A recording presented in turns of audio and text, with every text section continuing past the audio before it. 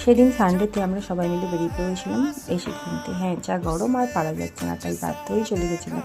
আর সবাই মিলে টোটো করে গেছিলাম। টোটোতে বাবি কিন্তু ঘুমিয়ে পড়েছিল, তাই জন্য বাবিকে নিয়ে বসেছিলাম। আর বাকি সবাই ঢুকেছিল দোকানের মধ্যে। আর তার দুদিনের মধ্যেই এসে গেছিলো এসিটা লাগাতে।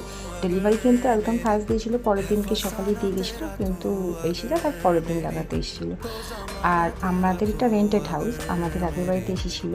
তো এইখানে আসার পর প্রায় 1 বছর আমরা টানাপোড়েনের মধ্যে এসিটা লাগানো হয়ে ওঠেনি। তো এখন ফাইনালি এবারে যা গরম পড়েছে আর পারা যাচ্ছে না, ওই জন্যে একেবারে আগের এসিটা অবশ্যই আমরা বিক্রি করে দিয়েছি, ডিএটা আমরা নতুন আবার এসিটা নিলাম। তো কেমন হয়েছে তোমরা জানিও। এসি ইনস্টলের কাজটা যে দাদা করেছে, সে দাদার কিন্তু কাজ খুবই ভালো, আমরা খুবই স্যাটিসফাইড কাজটাতে। কিন্তু কাজ করে যাওয়ার পর ঘরের অবস্থা ভীষণই শোচনীয় হয়ে গেছিলো।